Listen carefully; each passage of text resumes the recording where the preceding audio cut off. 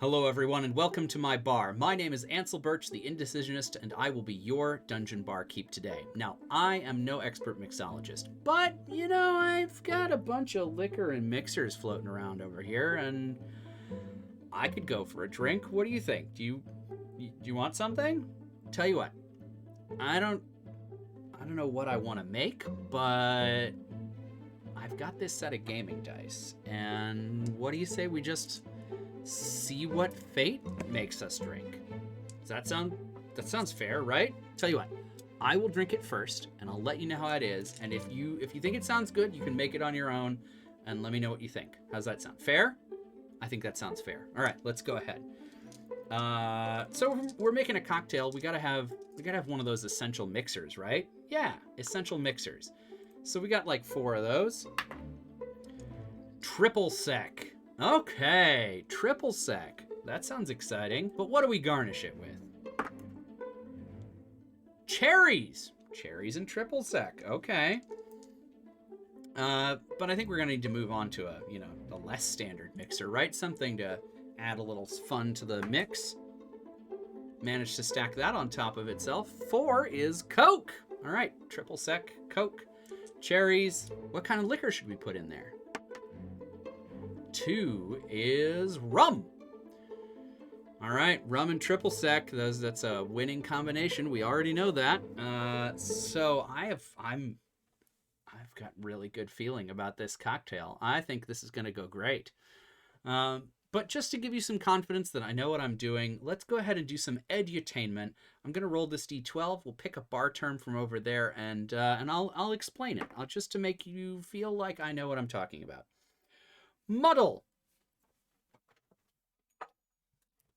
This tool is called a muddler. It's got little grindy bits on the bottom, and that's how you muddle things, right? So we're going to basically put fruit, usually citrus or cherries, into the bottom of the glass, and you're going to smash that fruit, pulp it into bits, macerating, if you will, or muddling that fruit into a pulp so that it can impart its flavor into your cocktail, maybe little bits of it if you're not going to strain it too well. And if you are, particularly with citrus fruits, if you're going to do a muddling, it's generally going to release more of the juice and oils into your cocktail, adding more significantly to the flavor than it would if you just threw a slice in there and called it a day. So that's muddle. Now we're going to roll a d20 and pick a name for this cocktail. What is that, 15? Quest's End. Let's, all right. Let's put together a Quest's End. I'll see you over at the bar top cam. So let's go ahead and get started. We are going to build this cocktail in the shaker today. So I am going to go ahead and muddle some cherries into the shaker since we got muddle as our bar term.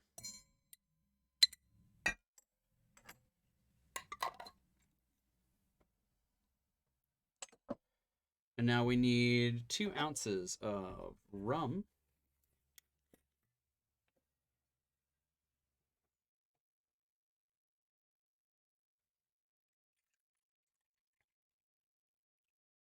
I like to go with a good standard pour.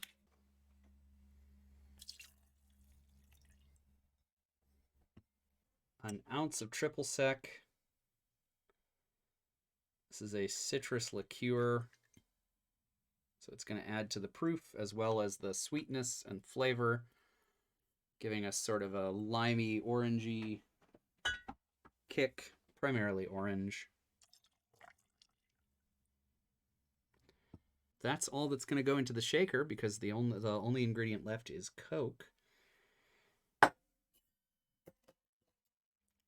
So put a few D6 into our shaker top and pour it in. I didn't muddle those cherries. So to muddle, we're just going to macerate the cherries down into there. And there you go. Those are muddled cherries. Now for real. All right, here we go.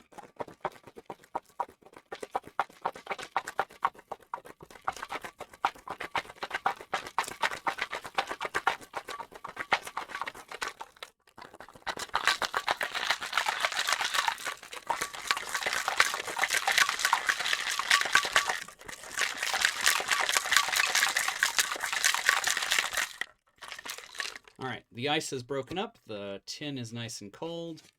And I think those are both going to be good indicators of doneness for this particular mix of things.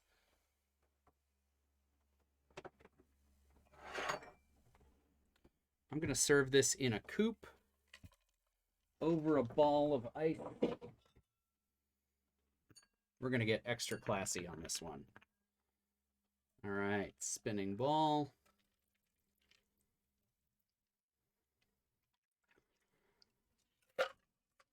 And there we have it. So, the quest's end. How does it taste?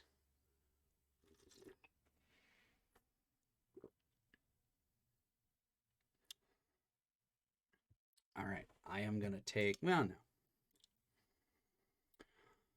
It is aggressively alcoholic is what it tastes like. You really get that punch of rum off of here. The triple sec is bringing citrus to the party. The rum is bringing that molassesy darkness, but still a sweetness to it.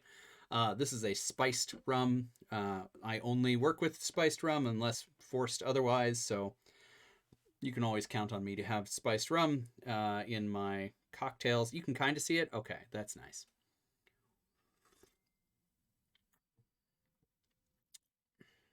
It needs something, though.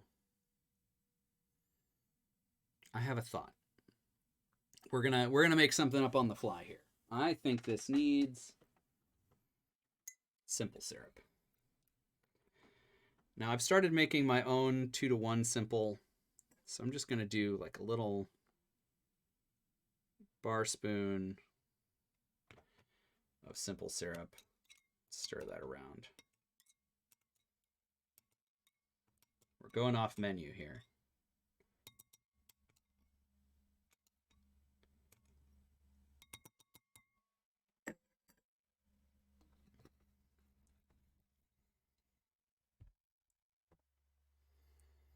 Let's try that now.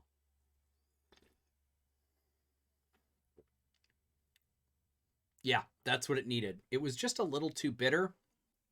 I think the cherries weren't doing enough for it. Maybe if I'd put some more of that maraschino liqueur in there, that would change it, and it would add some color as well. So that's, if you're making this at home, that might be a good way to go, is to like put in your cherries, add like a quarter or half an ounce even of maraschino liqueur from, or not maraschino liqueur, but the juice from the maraschino cherries, which is different from maraschino liqueur. And then your triple sec and your rum. Then I think you'd be off to the races.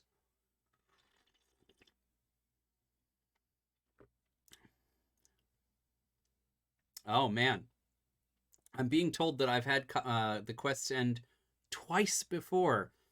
And I like Melketh Soldier's answer that maybe multiple bars have a quest's end, and it's whatever the famous hero gets before they retire. I like that idea. I like that idea. All right. So now that I've done this and created some space, I'm going to do what I should have done to start with and finish this off with Coke, because that's what we rolled. I just really thought it was going to be better without the Coke, and I really wanted to try it. Is what I'm going to tell you. I was right. It's not better with Coke. Okay. The Coke ruins it. What was a nice rum drink is now a gross Coke drink. Now, there are some things that could save it. Rum and Coke is good. I personally like Coke with an orange slice soaking in it, and then I like to eat the orange slice at the end. That's a big treat for me, or a lemon slice. This doesn't get there, but I can see the potential.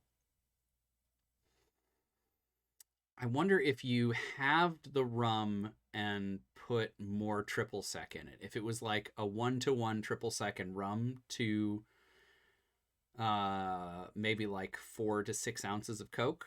I feel like you could probably get somewhere there. I'm a big fan of rum drinks. I'm not a big fan of this rum drink. Gross, gross, gross, gross. So maybe the quest's end is like a dare in this particular pub. Thanks to Malkuth Soldier for suggesting that. I feel like this is, you're at the Champion's Arms or something. The Copper Kettle Inn, which shows up in a lot of my campaigns because I like reusing that name. So you're at the Copper Kettle Inn, and you've just found out about the local hero who slayed a hydra across the seas and brought back the head to be mounted over the fireplace of the pub. And the pub owner wants to do the champion a favor of gratitude and for the town. And so he's going to name this drink after him, and the champion is like, "Oh yeah, so everybody's going to drink this when they're about to go out on an adventure?" And they're like, "Yeah, of course, yeah, duh. Why wouldn't we? In your honor." And so he puts together this nightmare as a dare, as a bet. And I think maybe your adventurers could go into the place and get their first quest's end as a token of good luck, because we're all sure that you're gonna come back from this quest.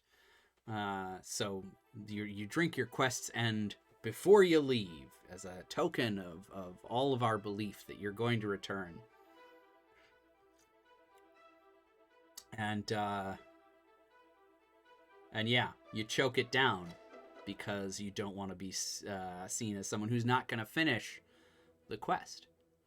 You only get to your quest's end if you finish the quest's end. There it is. That's the bit. You're only going to finish your quest if you finish the quest's end. So there you go. That's our cocktail for today. What do you think? You gonna try it at home? You gonna make tweaks, try it with different quantities, maybe leave out an ingredient altogether? Let me know in the comments. You like, comment, subscribe, all the things YouTubers tell you to do. Check out all the links down in the doobly-doo. And until next time, drink adventurously. Tally-ho!